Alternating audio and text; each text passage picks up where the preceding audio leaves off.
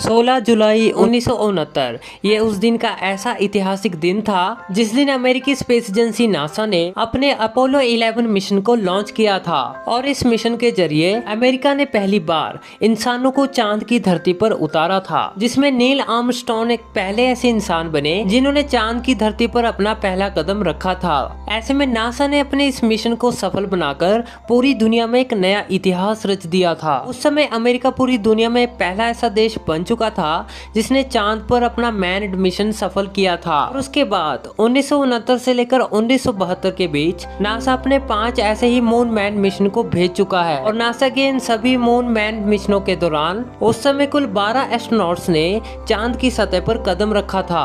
तो ये बात रही नासा की। यदि हम इसरो की बात करें तो क्या इसरो भी भविष्य में अपने मून मैन मिशन के दौरान भारत के एस्ट्रोनॉट्स को चांद की सतह पर उतार सकता है? और यदि इसरो भविष्य में इस तरह का कोई मिशन करता है तो इसरो को किस तरह की परेशानियों का सामना करना पड़ेगा? और इसरो द्वारा चांद पर इस तरह के मिशन को कब तक लॉन्च करने की संभावना होती है? तो दोस्तों, इन्हीं सभी सवालों के जवाब हम आज की इस वीडियो में जानने वाले हैं। So let's begin. तो दोस्तों, इसरो को भी यदि अपना मैन्ड मिशन मून पर अंजाम देना है तो इसके लिए इसरो को सबसे पहले काफी भारी भरकम बजट की जरूरत पड़ेगी। यदि हम नासा के अपोलो 11 मिशन की बात करें तो इसकी कॉस्ट उस समय $25.4 बिलियन आई थी। और यदि हम इस कॉस्ट को आज के समय के हिसाब से कंपेयर करें तो आज इसकी कीमत $156 बिलियन से भी अधिक हो जाती है। लेकिन हमारी भारतीय स्पेस एजेंसी इसरो में एक खासियत है कि इसरो अपने कम से कम बजट में अपने बड़े बड़े मिशन को अंजाम देने में कामयाबी हासिल कर लेती है। ऐसे में इसरो यदि बाकी स्पेस एजेंसियों के मुकाबले इस मिशन को कम बजट में भी लॉन्च करती है तब भी इसरो को भविष्य के हिसाब से काफी अधिक कॉस्ट इस मिशन के लिए आने वाली है। लेकिन फिर भी हम भविष्य को देखते हुए ये मान लेते हैं कि भारत सरकार द्वारा इसरो के इस मिशन के लिए उस समय के तय बजट को मंजूरी दे दी जाती है। लेकिन इसके बाद अब इसरो के सामने पहले सबसे बड़ी चुनौती आती है एक पावरफुल रॉकेट को बनाने की। ऐसे में यदि हम एक बार फिर से नासा के अपोलो 11 मिशन की तरफ नजर डालें तो नासा ने उस समय अपने इस मिशन को अंजाम देने के लिए एक पावरफुल रॉकेट सैटर्न वी का इस्तेमाल किया था। और इसरो को भी बिल्कुल इसी तरह की एक पावरफुल रॉकेट की जरूरत पड़ेगी। ऐसे में ये एक ऐसा रॉकेट होगा जो कि अर्थ की पावरफुल ग्रेविटी का सामना करते हुए लूनार स्पेसक्राफ्ट को TLI यानी कि ट्रांस लूनार इंजेक्शन में पहुंचा दे। और ऐसे में यदि हम एक ऐसे लूनार स्पेसक्राफ्ट को डिजाइन करते हैं जिसमें कम से कम 3 एस्ट्रोनॉट्स को मून पर ले जाने की कैपेसिटी होगी तो वो मिनिमम 45 से 50 टन का हो सकता है। और यदि हम नासा के उस समय के सबसे पावरफुल रॉकेट सैटर्न वी की बात करें तो इसकी किसी भी पेलोड या फिर स्पेसक्राफ्ट को अंतरिक्ष में कैरी करने की कैपेसिटी तकरीबन 48.5 टन की थी। ये नासा का एक ऐसा रॉकेट था जो कि 1972 के बाद कभी नहीं बनाया गया। और आपको ये जानकर भी काफी ज्यादा हैरानी होगी कि आज के समय में नासा या फिर किसी भी दूसरी स्पेस एजेंसी के पास इस तरह का रॉकेट मौजूद नहीं है जो कि 4.5 टन के पेलोड्स को अंतरिक्ष में कैरी कर सके। क्योंकि जिस समय इस रॉकेट को अपोलो 11 मिशन को लॉन्च करने के लिए बनाया गया था और उस समय इस रॉकेट को तैयार करने के लिए जो लोग इसमें शामिल थे वो या तो आज के समय में मर चुके हैं या फिर वे रिटायर हो चुके हैं। और साथ ही वो सभी कॉन्ट्रैक्टर्स या फिर कंपनियां वे या तो मर्ज हो चुकी हैं या वे कोलैप्स कर चुकी हैं जिन्होंने इस रॉकेट को तैयार करने के लिए अपनी भूमिका निभाई थी। लेकिन फाइनली नासा अपने पुराने रॉकेट सैटर्न वी की तरह ही आज के समय में एक बार फिर से अपने mega rocket space launch system को बनाने में लगा हुआ है जो कि अंतरिक्ष में 45 टन के पेलोड्स या फिर स्पेसक्राफ्ट को कैरी करने में सक्षम होगा। हालांकि नासा का ये मेगा रॉकेट फिलहाल डेवलपमेंट मोड में है और इसकी काफी अधिक पॉसिबिलिटीज भी बनती है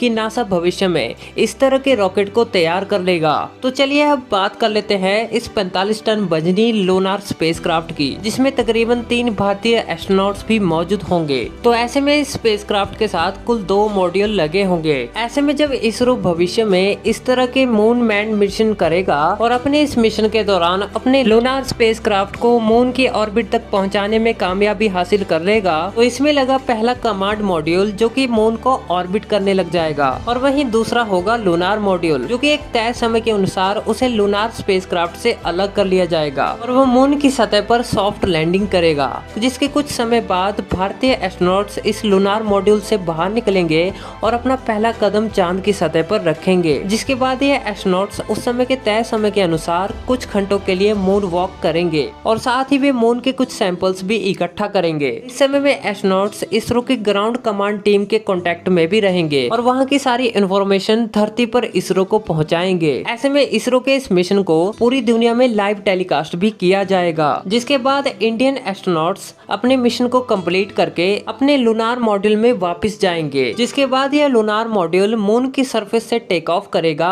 और वापस से कमांड मॉड्यूल के साथ अटैच हो जाएगा। इसके बाद वे अर्थ की तरफ वापस अपना सफर शुरू कर देंगे और जिसके बाद वे कैप्सूल के जरिए धरती के एटमॉस्फेयर का सामना करते हुए एक पैराशूट की मदद से ओशन की तरफ लैंड करेंगे। और बिल्कुल इसी तरीके से ही इसरो का मून की तरफ मैन मिशन सक्सेसफुली कंप्लीट होगा। और यदि हम इसरो के आज के समय में गगनयान मिशन प्रोग्राम की तरफ नजर डालें तो इसे इसरो के GSLV Mark 3 रॉकेट की मदद से लॉन्च किया जाएगा और इसरो का यह रॉकेट अंतरिक्ष में लो अर्थ ऑर्बिट तक पहुंचा सकता है। जबकि इसरो को यदि मून मैन मिशन भविष्य में करना है तो इसरो को भविष्य में एक ऐसे रॉकेट की टेक्नोलॉजी डेवलप करनी पड़ेगी जो कि वे किसी भी 45 टन वजनी पेलोड्स या फिर स्पेसक्राफ्ट को आसानी से अंतरिक्ष में धरती की LTI ऑर्बिट तक पहुंचा सके। और साथ ही एक ऐसे 45 टन वजनी लूना स्पेसक्राफ्ट को भी डेवलप करना होगा जो कि भारतीय एस्ट्रोनॉट्स को सेफली मून तक पहुंचाएगा। और सबसे इम्पोर्टेंट लूनार मॉड्यूल का चांद की सरफेस पर सेफली सॉफ्ट लैंडिंग करना और साथ ही अंतरिक्ष में कमांड मॉड्यूल के साथ अटैच होना और सेफली धरती पर वापस लाना, ये इसरो के लिए एक बहुत बड़ा चैलेंज होगा। हालांकि हम इसरो के चंद्रयान मिशन और मंगलयान मिशन प्रोग्राम के जरिए सॉफ्ट लैंडिंग की टेक्नोलॉजी को हासिल कर लेंगे। साथ ही हम इसरो के भविष्य में होने वाले गगनयान मिशन प्रोग्राम के जरिए भी भारतीय एस्ट्रोनॉट्स को अंतरिक्ष में पहुंचाने में भी कामयाबी हासिल कर लेंगे। और यदि हम हाल फिलहाल की बात करें तो इंडियन स्पेस एजेंसी इसरो ने अपने 2 मेंबर टीम की कमेटी तैयार की है और इसरो की इस टीम का मुख्य मकसद इसरो के भविष्य में मून पर भेजे जाने वाले ह्यूमन मिशन के लिए काम आने वाली टेक्नोलॉजीज पर स्टडी करना होगा। साथ ही यह भारत के human space flight programme Gaganyaan mission का एक्सटेंशन भी होगा। वैसे तो अमेरिका ही पहला ऐसा एक देश है जो कि मून मैन मिशन को अंजाम दे पाया है, लेकिन मून की सरफेस पर अमेरिकन फ्लैग के साथ साथ 5 और देशों के भी फ्लैग्स मौजूद हैं, जिसमें कुल USA, Soviet union, Japan, China और इंडिया। और इसमें से एक फ्लैग ऐसा भी है जो कि यूरोपियन स्पेस एजेंसी को रिप्रेजेंट करता है। और यदि हम इसरो के चंद्रयान 1 मिशन की ओर नजर डालें तो उसमें मून ऑर्बिटर के साथ साथ मून इंपैक्ट प्रोब भी शामिल था, जिसे उस समय चांद की सरफेस पर उतारा गया था।